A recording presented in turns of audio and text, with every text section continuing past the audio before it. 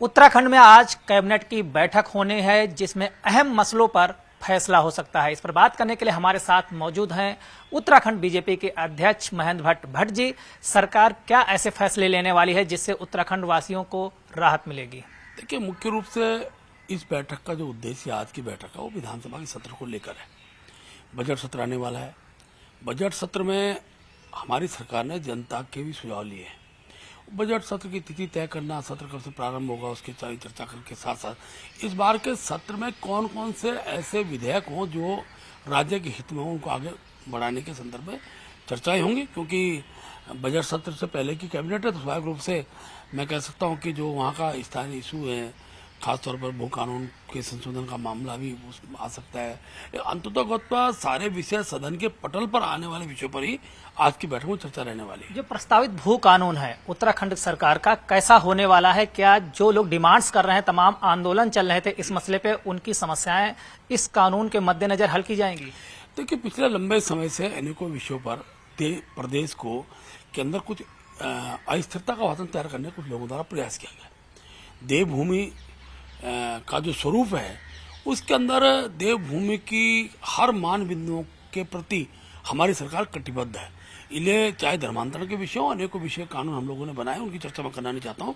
भू कानून भी अच्छा बने, राज्य का हित में बने, इसलिए हमारी सरकार हमने ही अपने घोषणा पत्र विषय को रखा था। और मुझे बताते खुशी है कि मुख्यमंत्री पुष्कर धामी जी ने इसकी एक पहल प्रारंभ की है। आज कैबिनेट में उसके कुछ संबंधित विषयों में चर्चा होगी और निश्चित रूप से मुझे लगता है कि इस सत्र में, विधानसभा के सत्र में भू कानून पर विधेयक आएगा और उसमें सदन के अंदर किसी को अपनी बात कहनी वहां पर कह सकता है।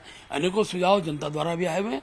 किन किन सुझावों को सरकार उसमें समाहित करती है ये सत्र के अंदर तय होगा।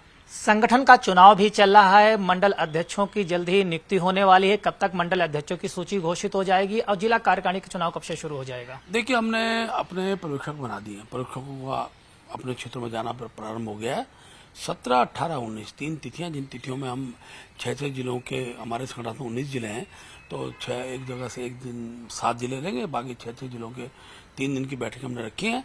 और जिस दिन जिस जिले का घोषित होता था उसको घोषित करते हम चले जाएंगे। मुझे लगता है कि हम लोग 20 तारीख तक मंडल के अध्यक्ष की घोषणा विधिवत रूप से कर देंगे। संगठन में इस बार किन लोगों को तवज्जो दी जाएगी? देखिए, संगठन में पार्टी निष्ठ कार्यकर्ता को ही स्थान मिले, ऐसा हमारा प्रयास रहता है। और इस बार हमने तय भी किया है कि 35 से 35 साल का जो व्यक्ति है वही हमारा मंडल का अध्यक्ष होगा, 45 से 60 साल का व्यक्ति हमारा जिला अध्यक्ष होगा। लेकिन बाकी पदों में हर उम्र का व्यक्ति आ सकता है। लेकिन क्योंकि आगामी दिनों के अंदर पंचायत के चुनाव हैं, हमारे नगर अगले 2027 का विधानसभा का चुनाव है, उसको ध्यान में रखते हुए संगठन निष्ठ कार्यकर्ता को ही हम पार्टी के प्रमुख स्थानों पर लाएंगे, दायित्व पर लाएंगे, जो समय देने वाला हो, पार्टी के प्रति निष्ठा रखता हो। ऐसे कार्यकर्ताओं की बड़ी श्रृंखला उत्तराखंड के अंदर है। उनमें से लगभग हमारी कोशिश रहेगी 40% नए कार्यकर्ताओं का समावेश हमारे संगठन के अंदर करें। महाकुंभ को लेकर केंद्र सरकार हो या यूपी सरकार हो, तमाम व्यवस्थाएं की, लेकिन विपक्ष इस पे लगातार सवाल उठा रहा है। यहां तक कि सपा मुखिया अखिलेश यादव ने तो 144 वर्ष बाद पड़ने वाले महाकुंभ को लेकर भी सवाल उठाया है। देखिए, समाजवादी पार्टी हो, कांग्रेस पार्टी हो, इस प्रदेश के अंदर, देश के अंदर उनका एक तुष्टिकरण की राजनीति को उन्होंने हथियार के रूप में इस्तेमाल किया है। आप कल्पना करिए, 2 करोड़ आदमी एक दिन के अंदर डुबकी लगाता हो और आज लगभग मेरा मानना है 50 करोड़ से ज्यादा लोगों ने कुंभ स्नान किया होगा।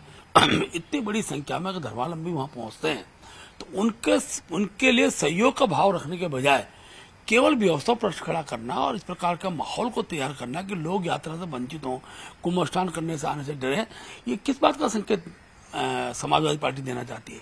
आखिरकार मुझे अच्छा लगा जिस दिन अखिलेश यादव जी वहां स्नान करने गए, लेकिन मैं तो जानना चाहता हूँ कांग्रेस के नेताओं को आखिरकार कौन सा सांप सूंघ गया कि 100 इतने वर्षों के बाद जो कुंभ आ रहा है और उस कुंभ में स्नान करने तक का समय इनके पास नहीं है, जबकि हर प्रकार की व्यवस्था, नेता विपक्ष हो, केंद्र के नेता विपक्ष हो, अपना सोनिया गांधी जी का परिवार हो, सबको आमंत्रित किया था योगी जी ने, जाना चाहिए था। और मैं कह सकता हूँ कि इतनी बड़ी तादाद में जो जनता वहां गई है, ये एक प्रकार से सनातनी के एकीकरण का बहुत बड़ा संकेत है और भारतवर्ष के अंदर सनातनी संस्कृति का एक ध्वजवाहक के रूप में मोदी जी और योगी जी खड़े हैं। शुक्रिया हमसे बात करने के लिए। ये थे हमारे साथ उत्तराखंड बीजेपी के अध्यक्ष महेंद्र भट्ट। वीडियो जर्नलिस्ट सोनू के साथ संदीप पांडे, न्यूज 18 दिल्ली।